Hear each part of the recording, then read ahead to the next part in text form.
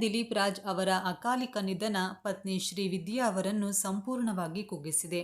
ಇದೀಗ ಪತಿಯ ಅಗಲಿಕೆಯ ನೋವಿನಲ್ಲಿ ಪತ್ನಿ ಎಂತಹ ಕೆಲಸ ಮಾಡಿದ್ದಾರೆ ನೋಡಿದ್ರೆ ಕರುಳು ಕಿತ್ತು ಬರುತ್ತೆ. ಕನ್ನಡ ಚಿತ್ರರಂಗದ ಪ್ರತಿಭಾನ್ವಿತ ನಟ ದಿಲೀಪ್ ರಾಜ್ ನಿಧನ ಹೊಂದಿ ಕೆಲ ದಿನಗಳಷ್ಟೇ ಕಳೆದಿದೆ. ಆದರೆ ದಿಲೀಪ್ ರಾಜ್ ಇನ್ನಿಲ್ಲ ಎಂಬ ಕಹಿ ಸತ್ಯವನ್ನು ನೆನೆದು ಅಭಿಮಾನಿಗಳು, ಸ್ನೇಹಿತರು, ಕುಟುಂಬದ ಸದಸ್ಯರು ತೀವ್ರ ದುಃಖವನ್ನು ವ್ಯಕ್ತಪಡಿಸಿದ್ದಾರೆ. ಅದರಲ್ಲೂ ಮುಖ್ಯವಾಗಿ ದಿಲೀಪ್ ರಾಜ್ ಪತ್ನಿ ಶ್ರೀವಿದ್ಯಾ ಅವರ ನೋವು ಯಾರಿಗೂ ಕೂಡ ಬೇಡ. ಬರೋಬ್ಬರಿ 25 ವರ್ಷಗಳ ದಾಂಪತ್ಯ ಅಂದರೆ ಇದೀಗ ದಿಲೀಪ್ ರಾಜ್ ಶ್ರೀವಿದ್ಯಾರನ್ನ ಬಿಟ್ಟು ದೂರ ಹೋಗಿದ್ದಾರೆ. ಇದೀಗ ಪತ್ನಿ ಶ್ರೀವಿದ್ಯಾ ಪ್ರತಿ ಕ್ಷಣವೂ ಪತಿಯ ನೆನಪಿನಲ್ಲೇ ಕಾಲ ಕಳೀತಿದ್ದಾರೆ. ಹಾಗೆಯೇ ಪತಿಯ ಕುರಿತು ಸೋಷಿಯಲ್ ಮೀಡಿಯಾದಲ್ಲಿ ಪೋಸ್ಟ್ ಒಂದನ್ನು ಹಂಚಿಕೊಂಡಿದ್ದಾರೆ. ಪತ್ನಿ ಶ್ರೀವಿದ್ಯಾ ಪೋಸ್ಟ್ನಲ್ಲಿ ಏನಿದೆ ಗೊತ್ತಾ?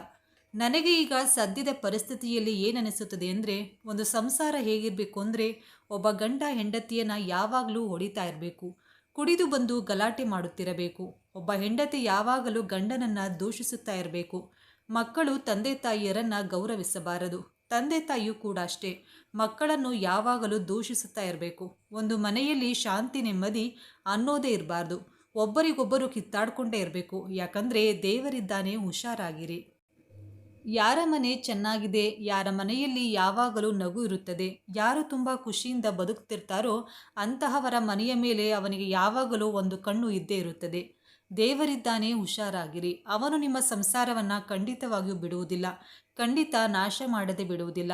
ದೇವರಿದ್ದಾನೆ, ಹುಷಾರಾಗಿರಿ ಎಂದು ಶ್ರೀವಿದ್ಯಾ ಅವರು ಬರೆದುಕೊಂಡಿದ್ದಾರೆ. ಶ್ರೀವಿದ್ಯಾ ಅವರ ಈ ಮಾತಿನ ಬಗ್ಗೆ ನಿಮ್ಮ ಅನಿಸಿಕೆ, ಅಭಿಪ್ರಾಯಗಳನ್ನು ತಪ್ಪದೇ ಕಮೆಂಟ್ ಮಾಡಿ.